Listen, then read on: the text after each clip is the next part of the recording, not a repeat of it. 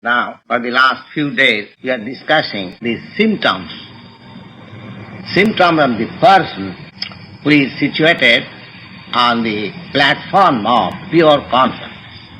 So, this is, we should remember that this is spoken as the basis or when we attain the stage of perfection, the symptoms. It is not that we have already attained that perfection. Of course, some of you might have attained that perfection, but how to attain that perfection, that will be described in the third chapter. We are reading the second chapter and we are just giving the contents, how it will be. We have discussed to some extent and we are still proceeding. So, the Lord says that kaman sarvan partho manogata, the mental speculation. So long we are on the platform of mental speculation, we should understand that we are on the material plane. Because mind is material. Mind is not spiritual.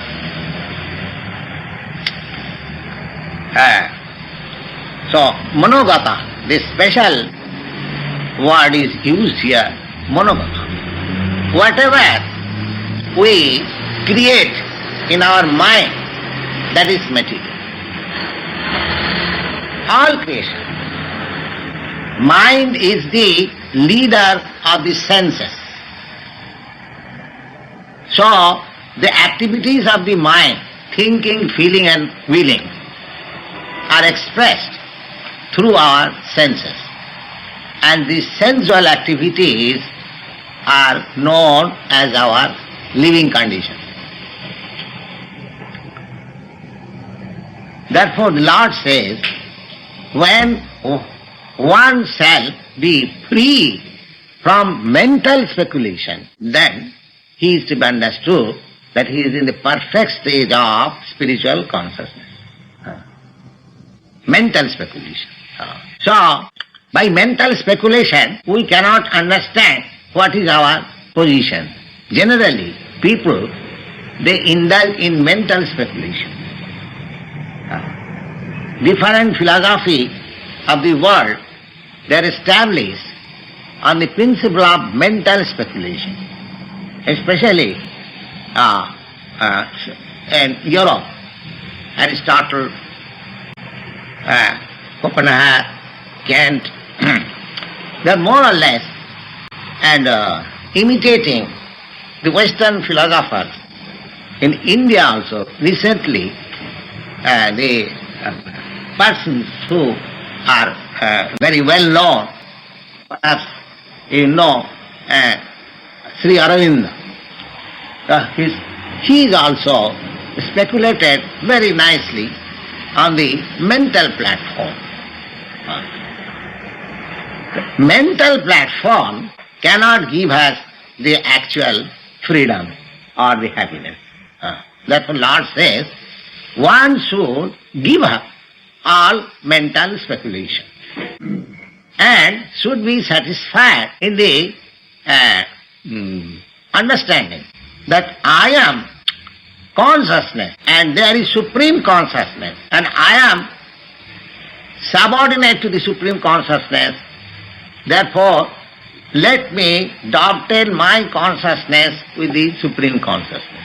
Last day also we discussed on this point, and the point is very clearly manifested in the teachings of the Bhagavad Gita that Arjuna mentally speculated in the beginning that whether I should take up this fighting or not. But at the ultimate issue, he gave up his mental speculation and agreed with the Lord that yes, I shall fight. Now this yes, I shall fight, this I and the former I shall not fight. And there is vast difference. The former I is the representative of mental speculation. When Arjuna decided that I shall not fight, they are my relatives, they are my brothers, I cannot fight with them for the matter of kingdom, rather I shall forego I shall become a beggar. I don't want this kingdom. He argued like that. But after reading Bhagavad Gita, he says that my illusion is now removed. Nasto moha sriti labhya. My illusion is now removed and I have got my consciousness by your mercy. By your mercy.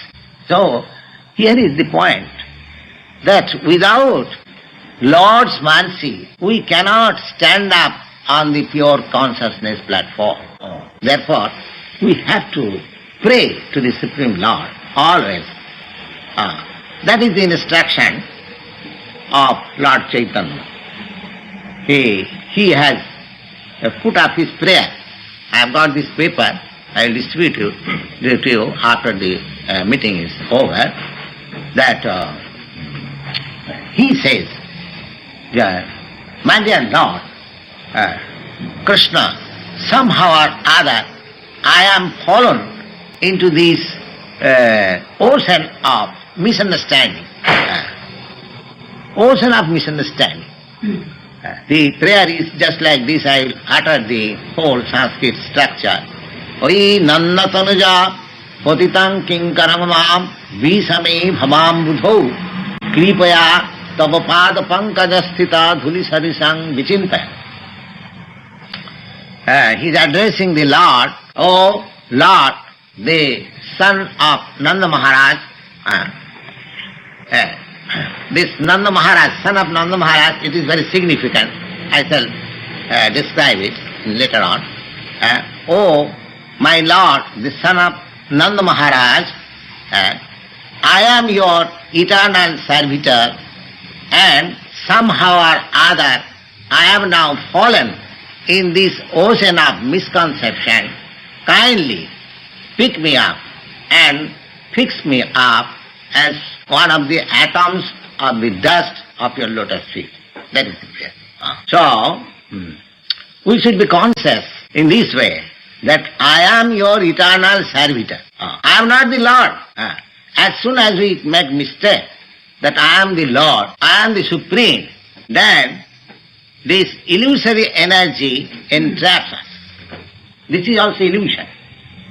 This is the last snare of illusory energy, that I am God. It is a long philosophy. Of course, there is a class of philosophers who proclaim that I am God. I am God. This is, of course, due to imperfect knowledge of the Supreme Lord, that people can claim that I am God. How can I be God? What is the qualification of God? What are the symptoms of God? Are those symptoms present in me? So these things there are so many things to be considered, and they are very nicely described in the Srimad Bhagavatam and Srimad Bhagavad Gita. And as we make progress, we shall understand them, that we are simply infinitesimal parts of the Supreme Lord. Qualitatively, we have got all the qualities of God. But quantitatively, we are minute. Simply minute. Just there's a gold and a particle of gold. That particle of gold is also gold. But that particle of gold and the lump gold, quantitatively, there is difference. Just like fire and the spark of the fire. The spark of the fire is also fire. But the capacity, burning capacity of the spark is very small in comparison to the whole fire. These are the positions. Now, we should always understand that we are meant for serving the Supreme whole. That is our position. So this position, maintaining, and mental speculation that I am the Lord by argument, by jugglery of words, the Lord says, Krishna says, we should give up all these things. Manogata. There is another instruction in the Srimad Bhagavatam that Harava bhaktasya kuto mahadguna manorathena asato dhavato bahi. Jasyasti bhakti bhagavat akinchana sarvai gunai tatra samasati sura. If one is situated in pure devotional service of the Lord, then whatever he may be, all the good qualities of the Lord will develop in him, will develop all the good qualities. And harava bhaktasya kuto mahadguna, and one who is not the devotee of the Lord, however academically he may be educated, his qualification has no value. Why? Now manorathena, because he is on the platform of mental speculation. And due to his mental speculation, he is sure to very influenced by this material nature. He is sure to. So if we want to be free from the influence of the material nature, then our habit of mental speculation may be given up. That is the instruction in this verse. Then next qualification, dukkeshu anudvigna mana, sukheshu vigataspriha, vitaraga bhayakrodha, sitadhi muniruchyate. Now, so long we have got this material body, we have several times discussed this point, that all our miseries, distresses are due to this body. There are three kinds of distresses: adhyatmik, adhibhautik, and adhidaivik. Distresses due to this body and mind. Distresses due to the other living entities. And distresses which is beyond our power. Distresses, natural distresses. Adhidaivik. Distresses offered by the supernatural powers. The three kinds of distresses we are suffering. Always. There is no rescue either from the three or at least from one or two. There is always, it is going on. So, one who is situated in this pure consciousness platform, his symptoms will be like this, that dukkeshu anudvigna manaha. He is not disturbed by all these three kinds of miseries. Miseries pertaining to the body and the mind, misery due to other living entities, and miseries due to the natural disturbances. Natural disturbance. Now, nature's disturbance, all of a sudden there is flood, all of a sudden there is heavy snowfall, all of a sudden there is famine, all of a sudden there is so many things which we have no control. We have no control. This is called supernatural disturbances. And disturbances offered by other living entities. We are living in the society with many other living entities, both man and animal, and there is possibility of miseries due to other living entities' behavior upon me. And besides that, due to this bodily construction, either I have some mental agony or some bodily agony or so many things. So, a person who is situated on the platform of pure consciousness, he is not disturbed by all these miseries. That is the symptom. He is not disturbed. When we are situated in pure consciousness platform, we will personally understand that I am not disturbed by all this misery. People become very much disturbed, agitated. But one who is actually situated in this position of pure consciousness, Brahma Bhuta Prasannatma Nasutati Nakankati, he has no distress. He has no distress. And Sukheshu Vigatas Priya, this is the platform of distresses. And there are sometimes happiness also.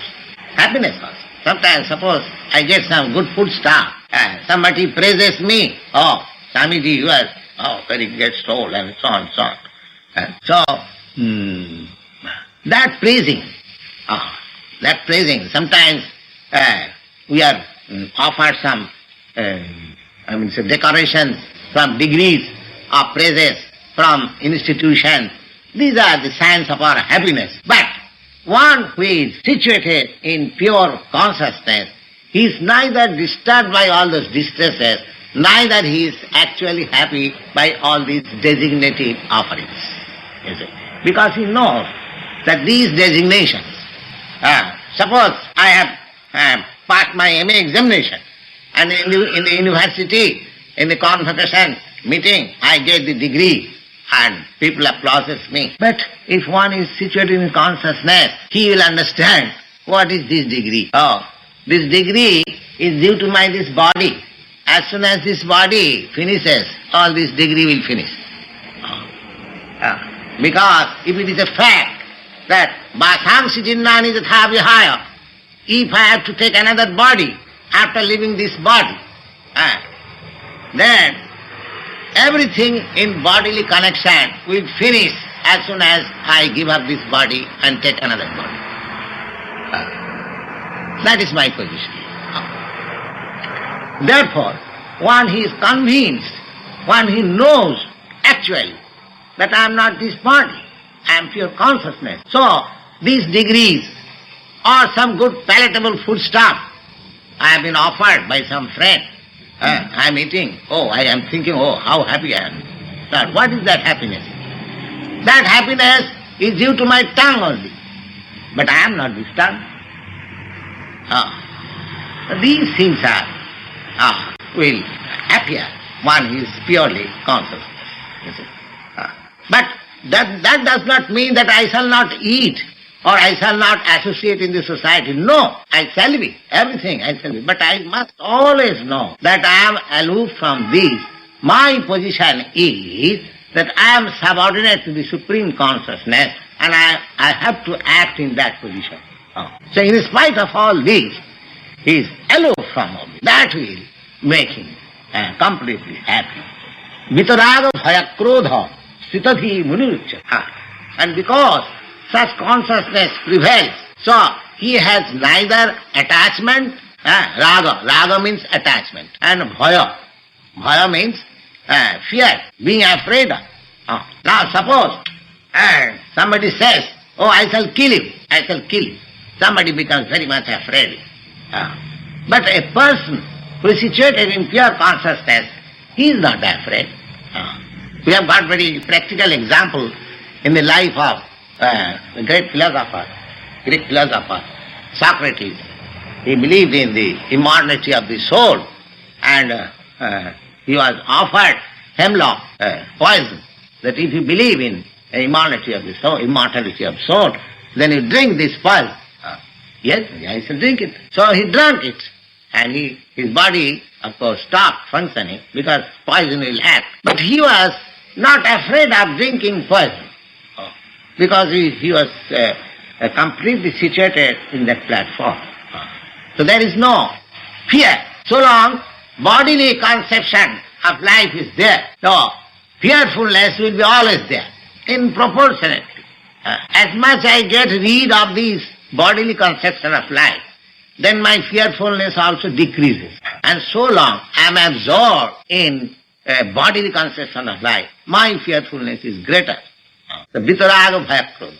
Because the function of the body, so far our body is concerned, there are four things, demands of the body. Ahara nidra bhaya maithun.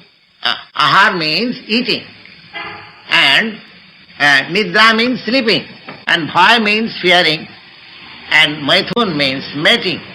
So these are the demands of the body. So one who is free from the conception of body, his demands, his ahar, his nidra, or his eating, his sleeping, his fear, and his sex desire will automatically decrease. That is the situation. That is the situation of pure consciousness. Vitaraga bhaya krodha sthitadhi muniruchyate. Sthitadhi muniruchyate. Even he is not affected by the greatest allurement. Greatest allurement. The next position is jasarvatra anavisneha tat prapva subha subham nabhinandanti na deshti tasya pragna pratisthita. Now, our affection between ourselves is due to this body. Now, I am Indian. I am Indian. Suppose I find some gentleman in the street of New York, an Indian. Oh, I am very much anxious to ask him, oh, are you Indian? Which province you are coming? I want to be, affection is there. What is that affection? Due to this body. That's all. Because I am thinking that my body is Indian, and here there is another body whose body is also Indian. Oh, let me have some talks with him. This is affection. Similarly, all our affection. There are thousands and millions of women loitering in the street, but there is one woman, with whom I am very much intimately connected because I have got bodily relation. Leaving aside all the women, I call one particular one, she is my wife, or the wife says she is my husband. Why? This body. So this body, one who does not identify with this body, therefore his bodily affection also diminishes. His bodily affection also diminishes. Now the stage of sannyas, just like we have adopted, this is a practical example how much one has been able to become free from bodily affection. This is a chance. This is chance given. Just like at home, I have my wife, I have my children, I have my grandchildren, everyone. I have my daughters and everyone. But somehow or other, I have thought that what is this relation? Therefore, I have been able to live aloof from this body relative. And actually, in this old age, one should desire to live within the family with wife, children, and there are so many comforts. But no, this should be the development of one's consciousness is that he should voluntarily try to,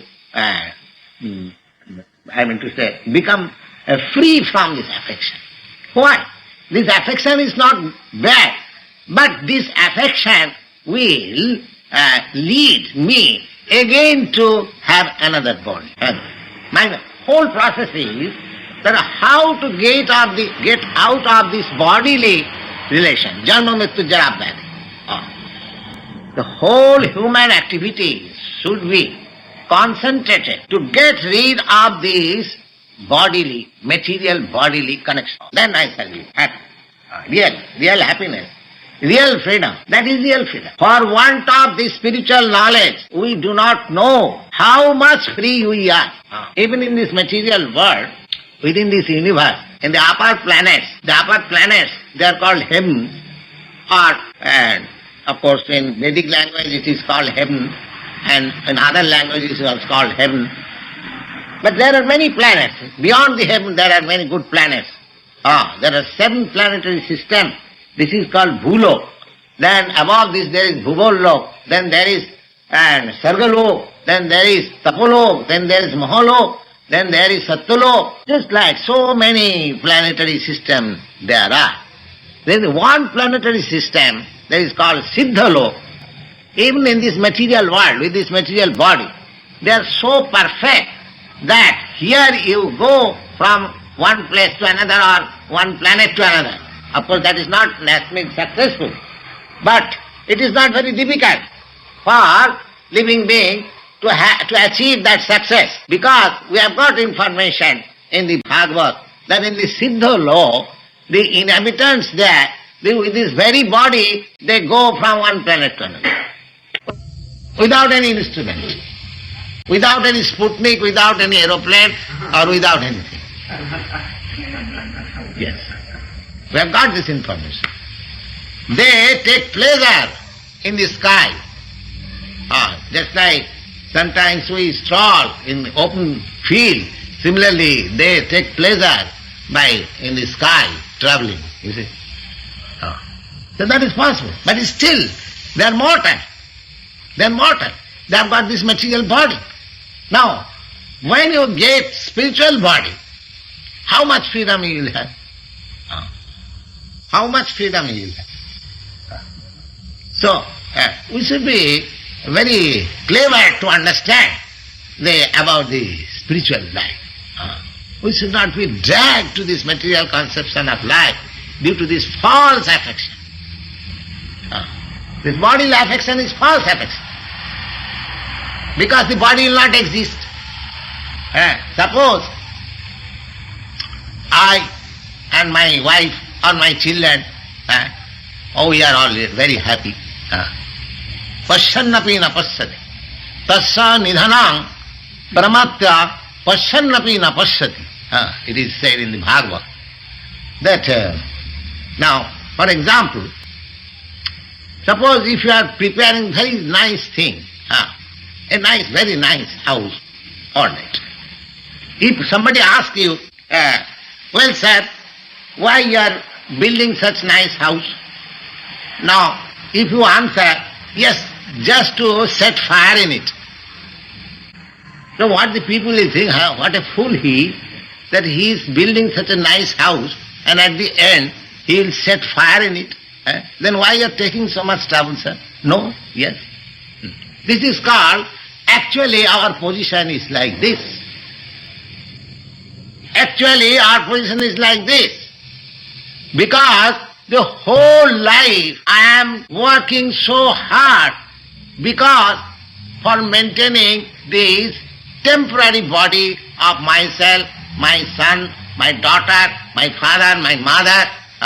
So setting fire. At the end, they setting fire. Setting fire, I am speaking specially because after death, as you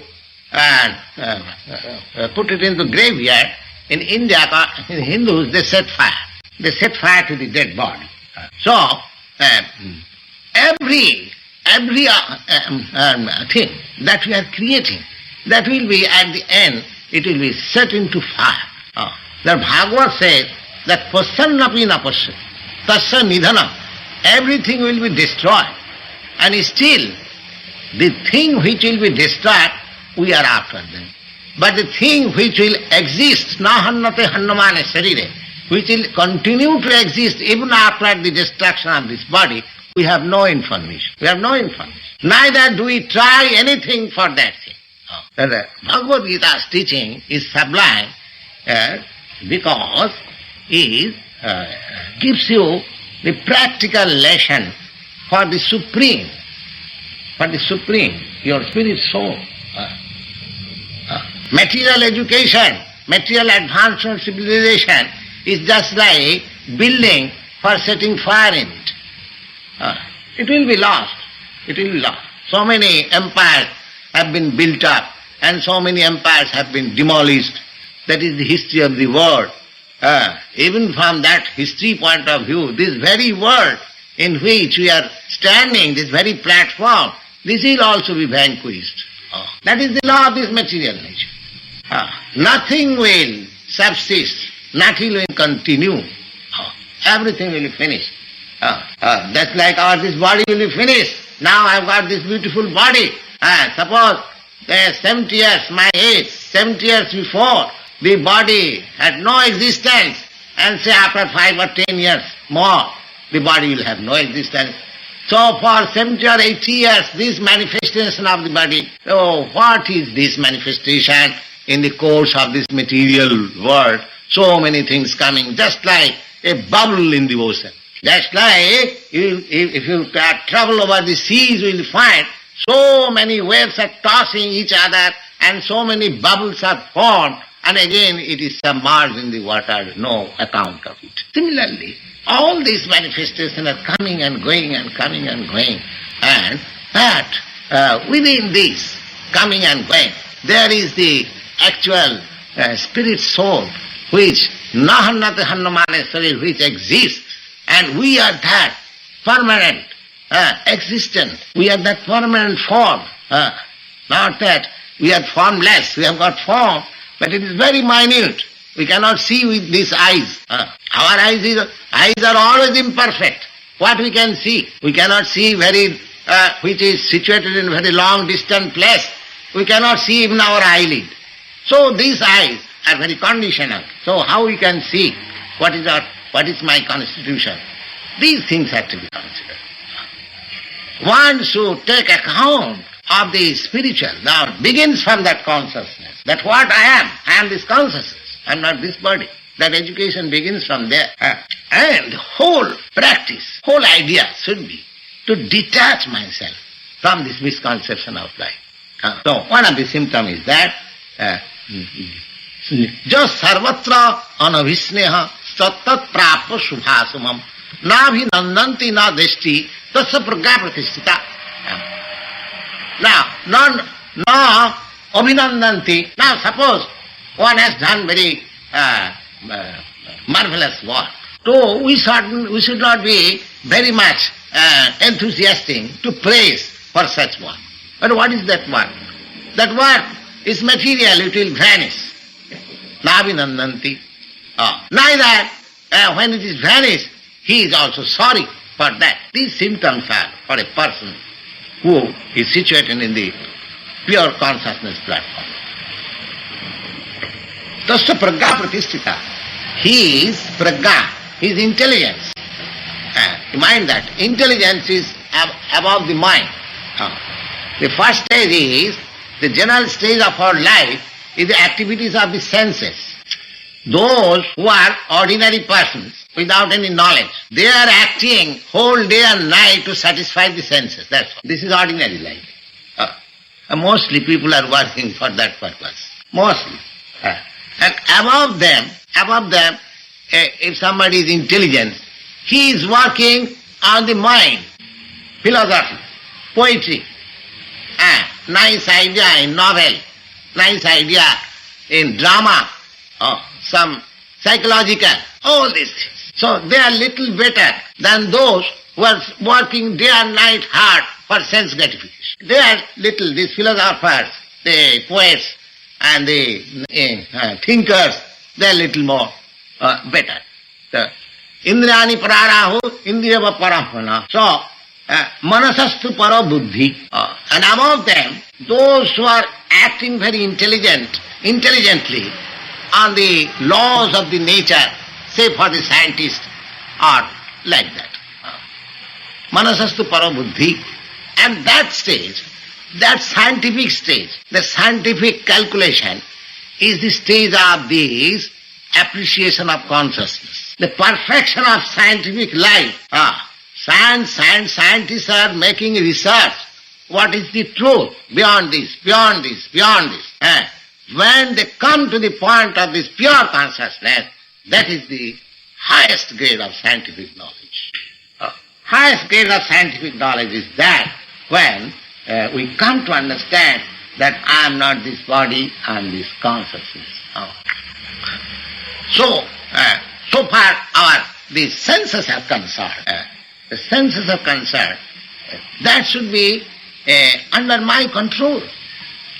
I should not be servant of my senses. And that is possible when I am situated in the spiritual platform of consciousness. Otherwise it is not possible. I cannot control my senses if I am on the material plane. It is impossible. But I can control my senses. But this is possible. This is possible. It is not impossible fact. The Swami, we are known as Swami. What is the meaning of Swami? Swami means who is the master of the senses. That is the Swami. Swami means master. One who has attained the perfectional stage of controlling the senses, he is called Swami or Goswami, master of the senses. So this can be done by practice, by knowledge. This is not impossible. I was also a young man. I was also married. I have got my wife still living and my family is still living. But somewhere or other, by practicing or by some knowledge, I have come out of the clutches. So everyone can have that. Not this dress is not the Swami.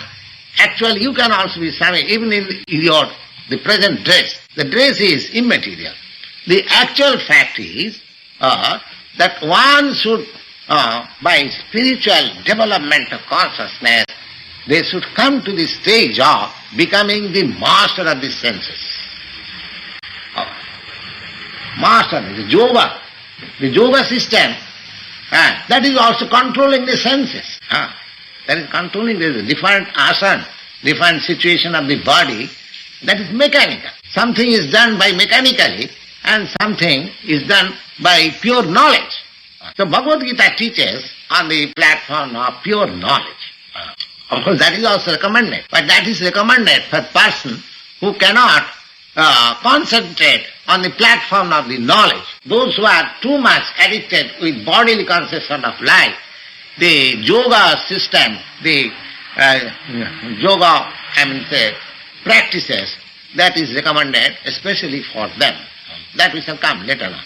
Now here it is said, Yada sanharate chayam kurma anganiva sarvasaha indriyani indriyarthebhya tasya prajna pratisthita. Tasya prajna pratisthita. No, yes, a very good example is given here. What is that? Tortoise. You have seen tortoise? The tortoise, there, and when they lie, they close their hands and mouth and everything within this body and become a lump. Tortoise. Similarly, we must know that our senses, they are meant for some particular purpose. And that particular purpose, I have already explained, that Rishikena Rishikesa Sevanam Bhakti Ruchyate. These senses are actually, they are not mine. These senses are given by the Lord. Last day I explained. But we are very proud of our senses. But these senses are given just like a boy is given some plaything by the father. Similarly, we wanted to enjoy this material world. Therefore, our material senses are awarded all right to enjoy. You just have experience of this material world. And when you get experience that I am not happy, then you shall come back again to me. So senses are actually meant for rendering service to the Lord. Senses. Because I am eternal. And senses, the senses belong to the Supreme Lord. Just like this is my spectacle. So it should be used for my purpose. Similarly, our senses, they are not ours. Just like this room, this loft, we are sitting, it is all right. But the loft belongs to some lady, some landlady. We should be always conscious of that. There is no harm using it so long with that consciousness. But if I think, oh, this is my loft, I haven't got to pay the rent, I am the proprietor, then whole trouble begins. Otherwise, so long we are conscious that I have given rented out this loft for my use, that's all right, but I am not the proprietor. Similarly, the whole thing, the whole world, the Ishopanishad, it teaches us, Isavasamidam Sarvam. Nothing belongs to you. Everything belongs to God. Everything belongs to God. There is a story that God loves when two-party fights for the land. Actually, we have seen in India when there was partition days, the Hindu-Muslim fought, and when both of them died and lied on the street and strewn all over the street and asked them, now whose land it is? No, nobody replied. The God's land will remain here. And we simply fight that this is my land, this is my land. You see? These are all these, paraphernalia of our illusion. So here, Lord says, Jada sanharati chayam kurmanganivo sarvas. Just like the tortoise closes his senses according to his wish. Similarly, the person who is able to use his senses according to his own control, he is to be understood that he is situated in the spiritual platform. Use of the senses is not bad, but one should use when it is needed, not according to the dictation of the senses. Not according to the dictation of the senses. You will find here in the Bhagavad Gita later on that God says that sex intercourse for generating a child is myself. The God says, I am. But beyond that, Sexual intercourse is, the Lord says, I have nothing to do with that. So in every way, it does not prohibit that we should not use our senses. No, we shall use our senses when it is required, not according to the dictation of the senses. That we should be in that platform. If I am following the dictation of my senses, then I am not the master of the senses. I am the servant of the senses. So actually, our position is like that because we have forgotten our real master, the Supreme Lord. By illusory energy, we have been put to be a servant of the senses. Instead of becoming servant of the Supreme, we have become the servant of the senses. The whole material life is nothing but servant of sense. Servant of sense. The people are working whole day hard. So the Bhagavat has diagnosed why they are so much enthusiastic in working so hard. The only impetus is that they will have some sex enjoyment. That's all. That is the end of all activities. The whole world is not only human being. You will find in the kingdom of the birds, in the beasts, that everyone is working, everyone is busy. Why? To end it into the sex life. That means in this material consciousness of our life, everyone has become the servant of the senses. And in the spiritual consciousness of life, he will no longer be the servant of the senses, but he will be the master of the senses. That is the difference. And by becoming the master of the senses, how it is the senses are used? Just like the kurma, the tortoise. The tortoise, and whenever he likes that now I shall manifest my senses, he manifests it. And whenever he likes, according to his own, the very example, nature, this is called nature study. We have to study from so many things, from lower animals. So here the very good example is set here with that jada sanghate chayam kurma anganiva sarvasa. Just like the tortoise is practiced to wound off his senses within his body according to his will. Similarly, indriyanindratebhya, similarly when we should use the senses and what purpose, when comes to understand this, then he is situated in spiritual consciousness. Now just take the same example of Arjuna. Now Arjuna says that I will not fight. I will not fight with my relatives and brothers for the sake of achieving some kingdom. No. Now, for the ordinary man, it appears to be, Arjuna is a very nice man, non-violent. He is giving up everything for the sake of his relatives. Oh, what a nice man he is. This is ordinary calculation. But what Krishna says, you are fool, damn fool number one. And that we have already discussed. Asatyanam sochastang pragyavadang subhasase. My dear Arjuna, you are talking like very learned man, but you are number fool one. This is the reward gift. Right? You are declining to fight. This is your nonsense. Now just see, the things which are estimated in the public eye, very nice, very good, that is condemned by God. Condemned by God. We have got so many examples and experiences like that. What is eulogized by some of our friends, it is condemned by others. So whole thing, our perfection of any act, that should be certified by the Supreme Lord. Dharma sanustitasya pungsha. Sanustitasya dharmasya sansiddhi haritosana. Haritosana. We have to see it, whether the Supreme Consciousness is pleased with my this action. So Arjuna's action was not approved by Lord Krishna. But the same Arjuna, he fought at the last, after hearing the instruction of Bhagavad Gita, he engaged himself in the fight. Now here the senses, in the fighting, we require to use our senses.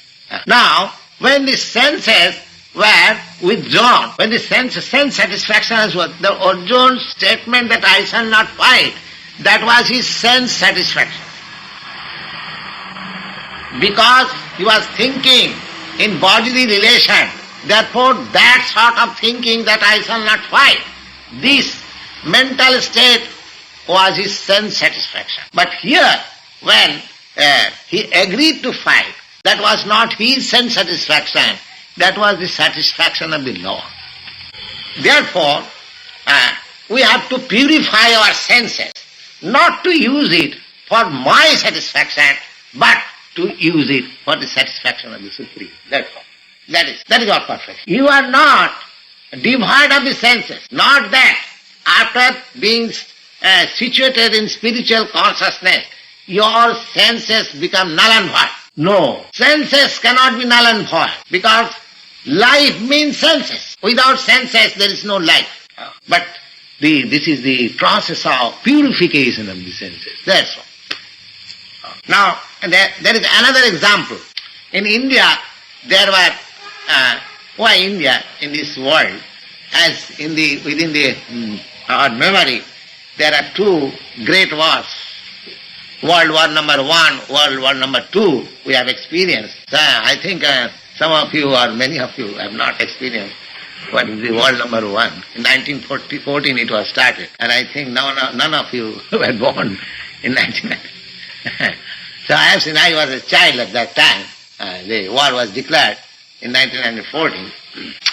So beyond these two world wars, there are another two great world wars that is mentioned in the history of the epics of India, Ramayana and Mahabharata. The war between Rama and Ravana, and the war between the two cousin brothers, Kurus and Pandavas. But you will be surprised, in these two wars, God is the hero, practically. In the war between Rama and Ravana, Rama is also the personality of Godhead, incarnation of, and Krishna is also present. In two wars, the God is present. God is present. You see? And Hanuman, for the sake of pleasing the Lord, he set fire to the emperor of Ravana, to the empire of the Ravana. And here also you find that Arjuna, he fought for the sake of the Supreme Lord Krishna. So fighting is not bad, provided it is fought for pleasing the Supreme Lord. And fighting is also necessary sometimes. We cannot make the world non-violent. Everything will remain.